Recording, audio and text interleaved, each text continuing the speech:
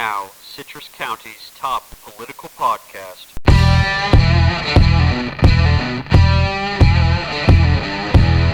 At some point you look around, and you're the only one. It's pretty good. And just like that, the perspective shifts. Paging Bobby Winsler to the microphone. On in 3, 2. Welcome in, coming to you from the Concurrent Media Network in the heart of Citrus County. However you're making us part of your day, whether it's Apple Podcasts, Spotify, the iHeartRadio app, through the Concurrent website or mobile app, so glad you're joining us. Today's show brought to you by the Concurrent, your newest outlet for Citrus County opinion-based news. Check out the Concurrent, read, listen, watch, discuss at theconcurrent.com. Welcome to the conversation, sponsored by yours truly. Last week of July, it's heating up in the commission chamber and outside. Dog days of summer, indeed. We have 4 county commission meetings this week, with the regular meeting about an hour from now on Tuesday, and 3 additional preliminary budget meetings Wednesday morning. The first 2 meetings are on the library and fire service budgets, respectively, and the third meeting appears to be a general budget meeting according to the agendas. There's also a Hernando Citrus Metropolitan Planning Organization, better known as the MPO, meeting throughout much of Wednesday, which is going to discuss some bicycle infrastructure. Very busy day. Crystal River has a budget workshop of their own on Thursday at 1, but Inverness gets a break until their next scheduled meeting a week from today. A little bit of house news. The Concurrent was set to kick off this Sunday, upcoming August 1st, but we're going to push that back indefinitely. We were maybe going to target August 14th, but I'm really in no rush. Commit enough time, financial resources to run these operations at least until the primary election day of 2022. Hopefully well beyond that, but we'll reassess then. So I'm not feeling a need to rush an official launch. I do have a bunch of cool promotional items, from notepads to pens, coffee cups that just arrived yesterday, in addition to all the apparel you've been seeing on social media. So I'm looking forward to getting that out to the public as we continue to raise awareness about the Concurrent. This week is actually the first week I would consider the Concurrent as nearly fully functional, from daily social media posts to print copies available and the mobile app that now has over 100 downloads, thanks to you. There's been a sustained and growing audience through it all, and truly, I can't thank you enough. Let's get into it today, because I have a tendency to rant too long in topic 1 and then rush topic 2. Today I want generalities in topic 1 to set up specifics in topic 2. I opened last episode with humor, quoting my favorite comic. But the underlying theme of today is going to be a different H word, hypocrisy, and I'll aim to highlight only my own without passing judgment onto others, although inevitably there may be some that slips into that. I am currently listening through the library's system's free Libby app to the audiobook version of The Promised Land, the book former President Barack Obama wrote while reflecting on his time leading to and while in office as president. If everything in this sentence just made you question my credibility as a Republican political consultant, I'll just remind you today's episode is on hypocrisy. But the truth is, I enjoy reading or listening to books about the lives of major political figures from both parties. A quote stuck out to me that Obama wrote when talking about a trip he spent visiting many Middle Eastern autocrats, from the Saudi king to the then Egyptian dictatorial president Hosni Mubarak, who would be overthrown later in Obama's first term. Here's the quote. "They were unable to distinguish between their personal interests and those of their nations. Their actions governed by no broader purpose beyond maintaining the tangled web of patronage and business interests that kept them in power. I'm going to read it again, and I want you to be cognizant of the first thing that pops into your mind while hearing it, like an ink blot test. Here it is again. They were unable to distinguish between their personal interests and those of their nations. Their actions governed by no broader purpose beyond maintaining the tangled web of patronage and business interests that kept them in power. I hope you are not as cynical as me. My mind didn't think of U.S. Congress or Wall Street banks, two obvious targets, but rather wandered here locally. Yesterday, the road repaving company DAB announced it's shut its doors due to $10 million in unpaid reimbursements from the state, as well as faulty plans from the FDOT on its largest project and already stretched thin resources. It makes me think back to the column I wrote on Father's Day weekend about how the commission should handle the fact that DAB was missing deadlines locally in Citrus, although it was the project in Pasco County that led to the financial hardships.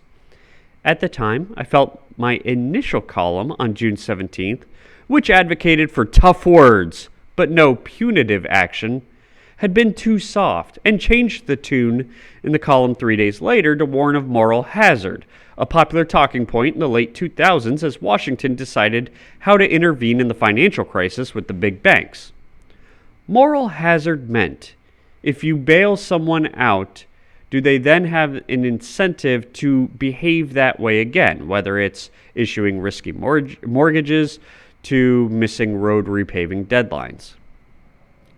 Our Board of County Commissioners ended up extending DAB's deadline and letting it slide with some unsettling language that the representatives of the company were using, such as probably or should be, when describing even simple questions like the streets in the same neighborhood going to be paved in the same color, or even is the same street going to be paved with the same type of asphalt throughout its full length?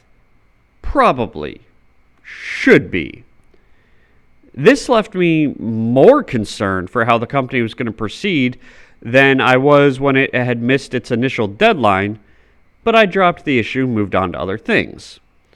The truth is, this failure to follow up represents hypocrisy in my own work. The easy answer is the company failed to meet the deadlines, and while I made that argument at the time, finding them in default would cost services rendered to taxpayers more than protecting the taxpayers' financial interests, the truth is I don't really know if that's true. I just hoped it was. Because I've met Bill Bachschmidt in passing, and he's always been a stand-up, incredibly likable guy, and people I like, who know him a lot better, like him. So I was falling into the same hypocritical, biased views that I cast blame on others for. At a wider angle, the Concurrent as a whole is hypocritical to who I am. I have great respect for systems and institutions. However, if this was fully true, it would mean I should tamp down my ideologue tendencies towards strict adherence to fiscal conservatism and professional standards, because, as I've heard often in response to my criticisms when corners are cut, that's just how we do things here in Citrus. Respect for the system means turning a blind eye to these shortcuts and accepting them as part of the culture to be embraced rather than to be changed. The same goes for Congress. Everyone wants their representative to buck the trend, stand up above the system until it's time to get something done. And then an ability to work within the system determines how effective your voice in Washington is. It's an awful but not unique give and take, and one in which I know I need to give more, especially to live up to my own respect for establishments that have rare but important exceptions earned that respect. At the end of the day, all we can do is make the best of it. I'm heartbroken to read about the 400 jobs lost and wonder what's next for the great family who runs DAB. Maybe they were victim of bureaucratic malpractice. maybe this is just a highly public example of the ugly side of capitalism and the fact that 2/3 of small to medium-sized businesses fail. Either way, I know I try to justify it all by staying as true to what I think is right as possible, as hypocritical as it may seem to others. Getting to topic 2, but first, be among the first to advertise with the Citrus County Concurrent. We offer a variety of ways to reach your next customer, including website graphics, audio reads, and even traditional print advertising. Get in early to lock in your rate, even as our audience grows. Special consideration for donation spots given to nonprofits as well. Contact advertising@yourconcurrent.com. For more information, that's advertising@yourconcurrent.com to learn more. Hypocrisy is our topic today, and I've prefaced it a bit in topic 1. You might think you've seen an example of it in Sunday's Concurrent column. Though we preach fiscal conservatism, there was about a $1.2 million initiative for the first 2 years of the Marine Patrol that we were advocating for. $1.2 million spending project. There should be plenty of ways to fund it without raising taxes, many of which were discussed in the piece. And I've hit the Chronicle hard on editorial content that advocates for these more spending projects, and then I've turned around and done the same when it benefits an organization whose leader I consider a friend. So I get it. Bias and hypocrisy exists. Let's shift to this, though. I want to commend the Chronicle for taking on 2 tough topics in the community. These are the LGBT library displays and vaccinations. I would have handled both differently, which we'll detail beyond this, but so far I hadn't discussed either at all, and so good on the Chronicle to at least get that discussion started. This week, the Chronicle ran a pseudo-response to those who showed up at a county commission meeting 2 weeks ago to advocate against displays, LGBT displays for Pride Month in our libraries. The Chronicle article featured Library Director Eric Head talking about how important the use of displays are. And then on the vaccination side, there was an article about the CEO of the Chamber of Commerce getting vaccinated. I'm mentioning these 2 topics that normally I would avoid, but I'm mentioning them partly because they attracted a lot of discussion from the scores of people who showed up to the commission meeting to the well over 150 comments in the first day of Josh's vaccination story. The other part of why I'm mentioning it is because both had articles that ran during the week and then were additionally discussed in Chronicle's Sunday opinion section, with publisher Jerry Mulligan awarding the people who showed up to speak at the library with his recurring Poop in the Shoe award, and Mayor Joe Meek wrote a guest column about his experience catching COVID in January before vaccines were available. Jerry makes a claim in his commentary that the folks going after the displays aren't local, that they just roam from county to county complaining. This is an example of an often utilized editorial technique employed by the Chronicle, which is to make a claim that you think is believable in the opinion section, and if it turns out not to be true, then it was the opinion section. So what did you expect? The truth is I recognized about 95% of the speakers, many of whom are hardworking grassroots volunteers, all local, who are passionate about issues, though mainly federal issues, not local issues. In fact, their message was too disjointed to even think there was a central actor at play. Some wanted socially conservative messages in the libraries to counteract the socially progressive ones. Some wanted the displays taken down entirely. Some, and these are the ones that I agree with, just wanted to remove the displays from the children's section, which isn't an unreasonable ask if it was happening. I don't know. I didn't see any of these displays myself. Representation is important. Having a Pride Month in no way diminishes my ability to function as a heterosexual. But I know it does mean a lot to others who have been marginalized even as early as a decade ago. I'm all for it. I'm all for celebrating it. but some of the more sexually suggestive material, if it was truly as graphic as described, which isn't out of the realm of possibility that it was, some of the more sexually suggestive material doesn't belong in a children's section, regardless of its orientation. To their credit, the county commission handled it well and said to not promote one lifestyle over any other, a fair yet hard to reach standard moving forward. Regardless, my main concern had nothing to do with the displays itself, but rather with yet another example of blatantly false information thrown into opinion piece to bolster an argument. And that brings me to my problem with the vaccination stories. I enjoyed them both, and I commend Josh and Joe for being public with their respective experiences.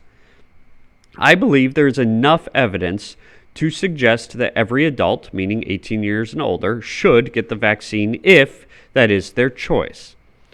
The problem with these stories is that there is at least one perspective not being told. There's the person who got sick before vaccinations, that's Joe Meek. There's the person who may or may not have had it prior to vaccinations, but who waited and now got it, that's Josh. But I do think there's a story to be told from those who are still against it. Now, some, especially on the left, might say that if there's a debate between the shape of the world, a journalism outlet doesn't need to devote ample time to both those who say the world is round and those who say the world is flat. Science has solved that one. And I get that sentiment with vaccinations, especially when you look at who is really struggling with the life-altering effects of the virus right now, which is unvaccinated people.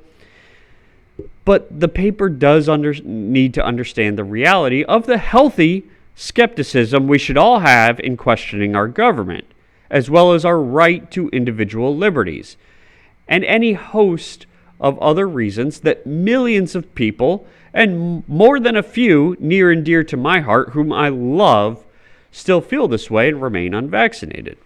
Thus, that perspective needs to be told when serving a community, yet it's nowhere to be found. I conclude understanding my own hypocrisy you might feel if you're listening to this.